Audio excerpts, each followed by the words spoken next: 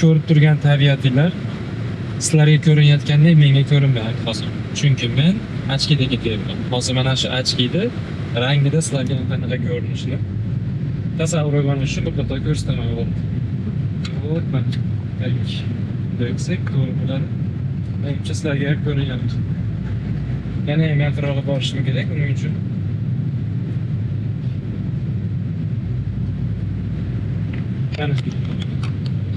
Ko'rdinglarmi?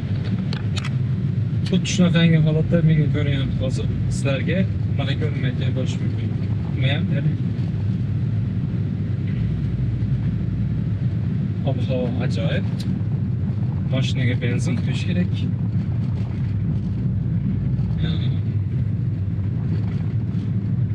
Yangi ma'lumotlar o'rganish kerak, o'qish kerak, izlanish kerak, nimadir yaratish kerak. Nimadir deganim soham bo'yicha, ya'ni trading sohasi bo'yicha oxirgi paytlarda bir oydan ham ko'proq, oxirgi 5-6 oy desam mubolag'a bo'lmaydi. 5-6 oydan beri savdo holatini avtomatlashtirish, tizimlashtirish bilan bandman. Mana bunaqangi mana stressdan kelib ham yana metroga olishyoradi. Mayli. Baxtli bo'lsin, e'tibor bermaymiz. Xullas, temaga qaytadigan bo'lsak, oxirgi paytlarda 100% savdo holatim deb oladigan bo'lsak, 100% holatdan 80% bajarilishi kerak bo'lgan ishlarni avtomatlashtirib borgan sari. Bundan maqsad birinchi o'rinda vaqtdan yutish, o'zimga o'zim vaqt erkinligini ochish, yana ham do'shto 24 ga 7 grafikan tagida o'tirib olib bozorda analiz qilib, savdo qilib, baribir xohlaymizmi yo'qmi? Inson emotsional mavjudot bo'lgani uchun emotsiya degan faktor bor-da bizda, emotsiya degan bir xislat bor. Bu ayrim paytda foyda beradi, ayrim paytda bizni minusimizga ishlashi mumkin. Emotsiyani endi ham insonni o'ziga qarab. Hatto bu narsani savdo uslubini, savdo strategiyani, savdo jarayonini avtomatlashtirish esa, ya'ni indikatorga aylantirish, indikatordan через robotga signal berish yoki robotni o'zida strategiyani programmalashtirib qo'yib savdoga aylantirish. Bu juda ko'p holatda to'g'ri qilinsa albatta ko'p bizni foydamizga ishlaydi. Birinchi o'rinda beradigan narsasi bu bizga o'sha vaqt erkinligi. Masalan, bir kunda 6 soat, 7 soat kompyuterda o'tirib, grafikani tagida savdo qilishga vaqt ketkazadigan bo'lsak, bu narsani robotga beradigan bo'lsak, chiroyli robot yasashimiz uchun bizga hozirgi kunda, hozirgi imkoniyatlar bilan programmistlik qobiliyati u qadar zarur emas. Hozirgi sun'iy intellekt rivojlangan davrda har bir odam самый главныйsi ichida xohish bo'lsa-ki bo'ldi. Yuragida o'ti bor, ichida xohishi bor bo'lsa-ki bo'ldi. Juda ham ko'plab yo'llarini попробовать qilib ko'rgani bir xohishi bo'lsa-ki bo'ldi. Любой odam hozirgi kunda robotdan tortib saytgacha, saytdan tortib programmagacha, boshqa sistemalargacha bemalol yaratish imkoniyati bor.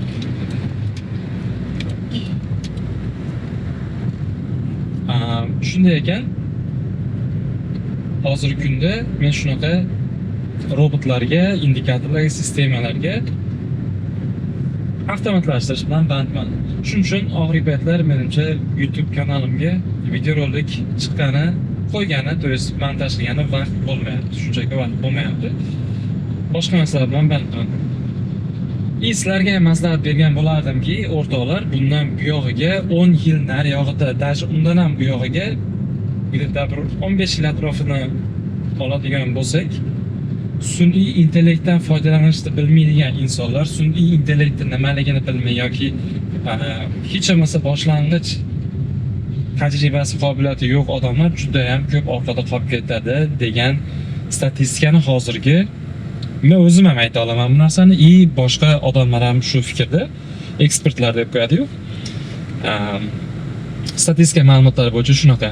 Juda ham ko'plab ish o'rinlarini hozir сокращение bo'lib ketyapti shu sun'iy intellekt rivojlanganiga. Bundan buyog'iga muvaffaqiyatga erishish uchun, erkin yashash uchun, ya'ni moliyaviy erkinlik nazarda tutyapman. Vaqt erkinligi, inson baxtli bo'lishi uchun ham albatta birinchi o'rinda moliyaviy tarafi ham zo'r bo'lishi kerak. Bu taraflari hamma taraflama yaxshi bo'lishi uchun sun'iy intellekt o'rganish kerak. Yaratuvchanlik qobiliyatini yaratish kerak inson o'zida. Yaratuvchanlik qobiliyati bu eng kerakli sifatlardan bittasi, kerakli bo'lgan sifatlardan bittasi hozirgi kunda. Har zamonda o'ziga yarasha strategiyasi, formulalari bo'lgan. Ya'ni muvaffaqiyatga erishish uchun o'ziga yarasha formulasi, o'ziga yarasha yo'llari, ko'rinishlari bo'lgan. Bu 1970-yilda ham o'zini o'sha paytdagi trendi bo'lgan, o'sha paytdagi haligi formulalari bo'lgan. 1980-yilda ham, 1970-yilda ham, 2000-yil, 2010, 2015, 2020-yilda ham o'zini trendi bo'lgan. Aynan hozirgi paytda, hozirgi bundan buyog'iga 2000 masalan 25-xo'p 2020-yillar rivojlanishni boshlagan bo'lsa, ko'zga ko'rinarli darajada sun'iy intellekt 2020-yildan boshlagan bo'lsa rivojlanishdi. Bundan buyog'i 2040-yilgacha katta ehtimol bilan sun'iy intellekt temada, trendda bo'ladi. Kim sun'iy intellektni yaxshi bilsa, o'qib, izlanib rivojlanadigan bo'lsa, mana shu soha bo'yicha insoniyatga foydasi tegadigan, foyda keltiradigan nimadir yarata oladigan bo'lsa, kontentmi, u tovarmi, u xizmatlarmi, farqi yo'q. Nima bo'lishidan qat'iy nazar, nimadir yarata olsa, nimadir taqdim qila olsa insoniyatga, o'sha insonlar juda ham ko'plab muvaffaqiyatga ham erishadi, pulni ham topadi, sog'ligini ustida sog'lom ham bo'ladi, munosabatni ustida ishlasa, unisi ham baxtli bo'ladi. Samый главныйsi hozir hayot bilan hamohang bo'lgan holatda, hamnafas bo'lgan holatda dunyo qayerga qarab ketayotganini, nimalar rivojlanib ketyapti, nimalar ilg'orlab ketayotganini albatta xabardor bo'lib, bundan o'qish kerak, izlanish kerak. Bu meni shaxsiy fikrlarim albatta o'rtoqlar. Bu videorolikda aytilgan hamma fikrlar subyektivli. Hech kim hech narsaga undash chorlashmas. Men o'zim shaxsiy fikrlarimni o'zim nimalar bilan band bo'layotganligim to'g'risida sizlar bilan bo'lishyapman. Shunaqa ekan, hozirgi kunda men sizlarga aytaman, men shunaqa o'ylayman, chunki kimdandir qanaqadir kurs sotib olib, kimdandir nimanidir pulga sotib olib o'rgangandan ko'ra, shunaqa imkoniyatlar ko'pki, YouTube'ga kirib rus tilini tushunadigan odam rus tilida, ingliz tilini tushunadigan odam ingliz tilida, ikkalasini ham tushunsa juda ham go'zal, ikkalasini tushunmasa ham uni ham hech qisi yo'q. O'rganishga hech qachon kech bo'lmaydi. 50 ta videorolik rus tilida sun'iy intellekt sohasiga aloqador, temasiga aloqador 50 ta videorolik, ingliz tilida 50 ta videorolik ko'radigan bo'lsa, hozirgi kunda любой bitta shaxs yoshidan, jinsidan, irqidan, dinidan, yashayotgan joydan farqi yo'q. Shunaqa narsani ko'radigan bo'lsa, уже tasavvur uyg'onishni boshlaydi. Уже fundamentalniy informatsiya paydo bo'ladi. То есть qaysi sun'iy intellekt nima vazifa bajaradi, qanday foydalanish mumkin. Yana qayta 100 tadan 50 tadan qo'shadigan bo'lsak, 50 ta yana rus tilida, 50 ta yana ingliz tilida ko'radigan bo'lsanglar, jami videoroliklar 100 tadan 200 ta bo'lyapti. Уже sizlarda kontent tayyorlash bo'yicha, soqqa topish bo'yicha, uni o'sha monetizatsiya qilish bo'yicha, pulga aylantirish bo'yicha, bilimlarni pulga aylantirish bo'yicha tasavvur ham, strategiya ham paydo bo'ladi. Undan foydalanib pul topish mumkin. Pul topish degani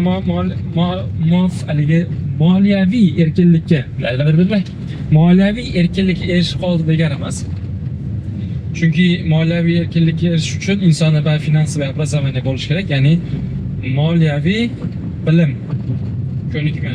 Bu narsani qayerda o'rganamiz? Bu narsani allaqachon biz xohlayotgan hayotda, allaqachon biz orzu qilayotgan hayotga erishib bo'lgan insonlarni hayot yo'lini, intervyularini, ularni kitoblarini, ularni dunyoqarashini, kerak bo'lsa ularni sotsial tarmoqdagi, Instagram, YouTube'dagi, Telegramdagi kanallariga, shaxsiy kanallariga, o'zini bloglariga podpiska bosib olib, har kuni kuzatish orqali, ularni dunyoqarashini o'rganish orqali moliyaviy bilimlarni o'zlashtirishi mumkin.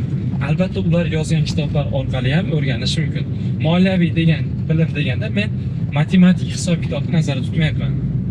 10 ming qo'ysa 20 ming bo'ladi, undan manchasi ishlasa qanaqa bo'ladi? Yo'q, bunaqa narsani nazarda tutmayapman. Men aynan o'sha xoh u chet el muvaffaqiyatli odam bo'lsin, xoh u O'zbekiston muvaffaqiyatli odam bo'lsin, o'zimizni farqi yo'q. Hamma muvaffaqiyatli inson bitta ma'lumotni negasi bitta hammasini, lekin tushuntirib beradigan yo'llari, ko'rinishlari boshqacha. Hammasi har xil tarafdan точка зрениyadan, o'zini shaxsiy точка зрениyadan kelib chiqib tushuntirishga harakat qiladi. Atak barcha muvaffaqiyatli odamlarning prinsiplarini, aytayotgan fikrlarini hammasini olib analiz qilib, o'rganib, tahlil qilib, chuqur mulohaza qiladigan bo'lsak, hammasi olib kelib oxir-oqibat o'sha muvaffaqiyatga bo'lgan prinsiplarga olib keladi, bir xil joyga olib keladi hammasi bo'lib. Bu degani har bitta insondan nimanidir albatta o'rganish mumkin. Nimani o'rganishni xohlashingiz bu sizning motivatsiyangizga bog'liq. Men doim aytganman, boshqa ro'liklarimda ham aytaman. Ruchkadan ham oddiy misol inson foydalanish, qanday foydalanish o'ziga bog'liq. Xohlasin she'r, xohlasin g'azal, xohlasin bir foydali insonlarga bir yordam tegadigan nimadir yozish, ma'lumotlar yozish mumkin. Yoki bo'lmasam ruchka bilan tak qurol sifatida foydalanish ham mumkin. Bu ruchkani ushlab turgan insonning motivatsiyasiga bog'liq, nima qilmoqchiligiga, niyatiga bog'liq. Bu shunday ekan, pul ushlab turgan odam ham, bilimga ega bo'lgan odam ham nimaiki qo'yingki, nimaiki bo'lmasin, odamning o'ziga bog'liq. Undan qanday qilib foydalanish, nima qilish inson ichki dunyosiga bog'liq. Bir narsani esingizdan chiqarmaydi o'rtoqlar, hayotingizda o'zgartirmoqchi bo'lsanglar, birinchi o'rinda inson o'zini ichki dunyosidan boshlashi kerak. Men o'zimning boshimdan o'tgan narsalar haqida aytyapman sizlarga. Agar hayotingizda nimadir yoqmayotgan bo'lsa, nima bo'lishidan qat'iy nazar, hayot tarzingizlarmi, ishingizlarmi, munosabatingizlarmi, sog'ligingizlarmi, qanday ko'rinishimi, nima bo'lishidan qat'iy nazar, birinchi o'rinda hayotingizni o'zgartirmoqchi bo'lsangiz, inson birinchi o'rinda o'zini ustida ishlashi, o'zini o'zgartirishi kerak. Chunki hamma narsa inson ichki dunyosidan boshlanadi. Olam sendan boshlanadi deyiladi-ku, bu shunaqa. Ichki dunyoyingizni o'zgartirsiz, ichki dunyo degani insonni o'sha qalbida, miyasida, hayolida, gumonlarida, fikrlarida, maqsadlarida nima bo'lsa, o'sha narsani o'zgartirishga nazarda tutyapman. Ichki dunyoda o'zgartirish kerak.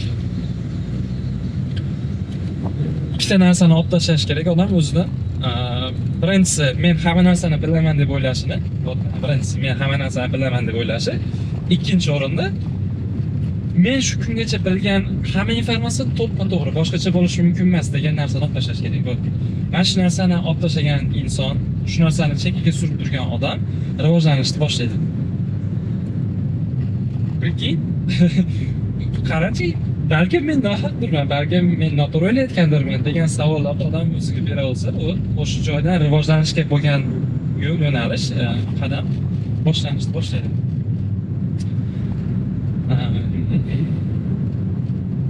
Bu albatta inson o'zini ustida ishlar, ichki dunyosi, o'zi haqida, o'zini tanasi haqida, o'zini o'sha xohish-istaklari, o'zini сознательный и подсознательный. Bu degani ongli va ong osti o'sha ustanovkalarda, dunyo qarashda o'sha o'rganib chiqqandan keyin bu narsa, ya'ni yaxshilashda, o'zgartirishda, rivojlantirishni boshlaydigan bo'lsa, bu o'z navbatida trading sohasida ham savdo qilayotgan paytingizda, savdo jarayoningizda, savdo salohiyatingizga o'z ta'sirini ko'rsatadi.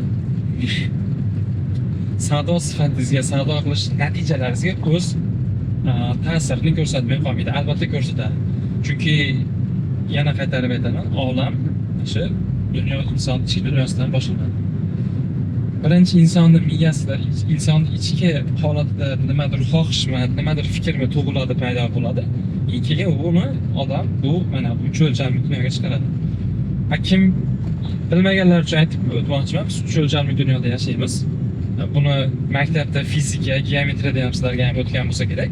X, Y, Z o'qi deb turib, men uchun 3 burchalik, 3 fazoni chizib ko'rsatishganda va bu haqida ma'lumot berishgan darslar bor. Buni o'qigan bo'lsanglar ham kerak. Biz 3 o'lchamli dunyoda yashaymizda, bu yashayotgan joyimiz o'zi itok, rezultat, natija. Mana bu joyda o'zi natija. Natijani o'zgartirish uchun natijani o'zgartirishdan ishni boshlash kerak emas. Bu degani nimanidir o'zgartirmoqchi bo'lsangiz, mana bu hayotdagi problemalarni o'zgartirishdan boshlash kerak emas. Boshlanish har doim insonni ichki dunyosida, insonni ichida mana ikkita yelkani ustida turgan mana bu bosh bor-ku, mana shu boshning ichidan boshlanadi. Mana sodda qilib aytadigan bo'lsam, ketmoncha qilib, insonni ichidan, shu miyasidan, ongidan boshlanadi. Bu tarafdan boshlab o'zgartiradigan bo'lsanglar, mana bu taraf natija avtomatik tarzda o'zgaradi. O'zgaradi. Qarz bor insonmi, ishi yurishmayotgan insonmi, nimanidir qaysidir muammosiga yechim topa olmayotgan insonmi, hamma narsa, baxtingiz ham, pulingiz ham, boyligingiz ham, muvaffaqiyatingiz ham, erkinligingiz ham, hamma orzungiz sizni ichingizda bo'ladi, o'zingiz insonning ichida. Shunchaki u narsani tashqariga namoyish qilishni o'rganish uchun avval inson o'zini o'zi o'rganishi kerak. Kimman, nimaman, nimaga bunaqa o'ylayapman? Vot tasavvur qilinglar, sizga kimdir masalan qo'lingizga $10,000 pul beradigan bo'lsa, vot nimaga men u $10,000 pulim borligidan xursand bo'lyapman, nimaga $10,000 pulim yo'qligidan xafa bo'lyapman. Vot mana shunaqa narsalarni bir o'ylab ko'rsanglar, haqiqatda odamni o'ylantirib qo'yadigan narsalar bor. Realniy, haqiqatdan ham shunaqa. O'tirib yaxshilab o'ylanglar. Bir savol o'zingizlarga savol beringlar. Например, eng yaqin insonim munosabat masalasiga oladigan bo'lsak, eng yaqin insonim menga kulib qarasa nimaga xursand bo'lyapman? Eng yaqin insonim menga qovog'ini solsa yoki jahl bilan, agressiya bilan munosabat qiladigan bo'lsa, nimaga xafa bo'lyapman? Bu shunaqa savollar o'ziga berish kerak inson. Birinchi marta bu hislarni qachon his qilganman? Nimaga aynan bu hislarni his qilyapman? Qaydan paydo bo'lgan? Kim o'rgatgan bunaqa hislarni his qil deb? Vot kimdir sizga qarab bitta tosh otadigan bo'lsa, например, nimaga siz unga qarata qayta tosh otishingiz kerak? Mana shunaqa narsalar savol o'zingizlarga o'zingizlar beradigan bo'lsanglar, miya уже langat qilishni boshlaydi, qatishni boshlaydi-da, yangi xulosalar, yangi bilimlar miyani уже boshida gangitadi. Boshida miyani ichida qor bo'ronga o'xshab ketib qoladi, fikrlaringiz boshqa bo'ladi. Lekin vaqt o'tgan sari yana ham yangi informatsiya, ma'lumotlar izlanishdan to'xtamaydigan bo'lsak, albatta bu boshqarishni ham o'rganamiz, to'g'rilashni ham o'rganamiz. Chunki hech kim bilib tug'ilmagan, bilib tug'ilib kelmaydi bu joyga, bu hayotga. Даже oddiy misol, oranglarda ko'pchiliklar meni trading sohasi bo'yicha zo'r bilimlarga, tajribalarga ega, mana bunaqa deb fikrlayotgan bo'lsanglar, sizlarga bir sir ochaman, men ham bu narsalarni bilib tug'ilmaganman, bilib paydo bo'lib qolmaganman o'zimni o'zim. Albatta boshida bilmaganman, qiyin bo'lgan, yiqilganman, zarar ko'rganman, bosh qo'ygan. Самый главныйsi odam qayta urinib ko'rish. O'xshasa ham xursand bo'lib o'zidan ketib qolish kerak emas, hatto o'xshamasa ham xafa bo'lib yerdan kirib ketish kerak emas, вообще. Qayta qilib ko'riniladi. Men masalan sun'iy intellekt temasini o'rganishga boshlaganimga mana 5-6 oy atrofida bo'lgan bo'lsa, undan ham ko'proq deylik, 1 yil atrofida yaqinda 10 oy deylik, 10 oy bo'ldi. Sun'iy intellekt temasiga qiziqishni boshlaganimga 10 oy bo'lib qoldi. 10 oydan beri men robot yasash, indikator yasash, mana shu savdo holatini avtomatlashtirish bilan bandman. Umumiy olib qaraganda, asosan haqiqiy chuqur ishga kirishganimga 6 oycha bo'lib qoldi. Bu shunaqa, plus 10 oy deylik. Shuncha paytdan beri o'rganayotgan bo'lsam, men hech kimdan sun'iy intellektni o'rgan deb so'raganim yo'q. Hech kimdan kurs sotib olganim yo'q, hech kimdan o'rganganim, yordam so'raganim yo'q. Hamma narsa YouTube'da bor, hamma narsa sun'iy intellektda o'zida bor. Sun'iy intellektda chat versiyasiga men mana bunaqa narsani o'rganmoqchiman, mana bunaqa narsani bilmoqchiman, menga shunaqa narsani o'rgat yoki to'g'ri yo'lni ko'rsatib ber desangiz, dedim men shaxsan, xuddi shunaqangi yo'l orqali ma'lumotlar topdim.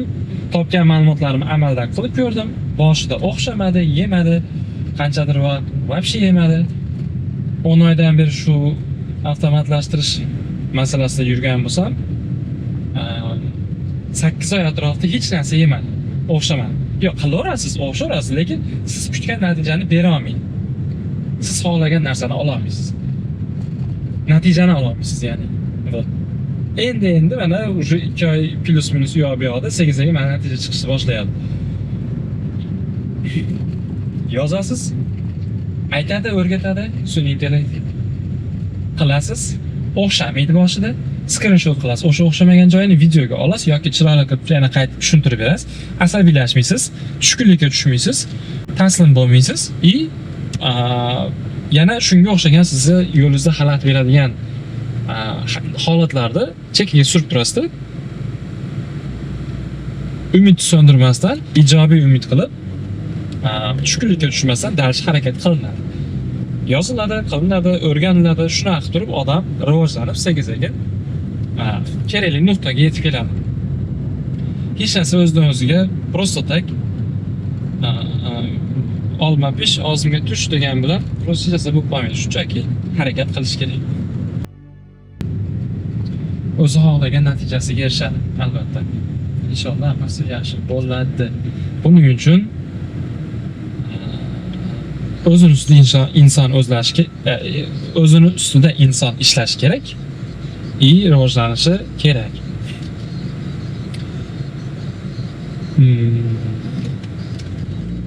Bugungi aytmoqchi bo'lgan fikrlarim shulardan iborat. Men nimalarni aytishni to'g'ri deb bilgan bo'lsam, shaxsiy fikrlarim bilan bo'lishdim. Bu aytgan fikrlarim shaxsiy fikrlar, subyektiv hammasi. Qaytarib o'taman, hech kim hech narsaga chorlamaydi, undamaydi. Prosta tajribam bilan bo'lishish. Sizlarga foydasi tegsa xursandman.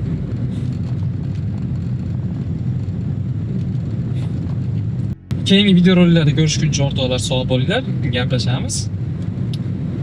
Hayr.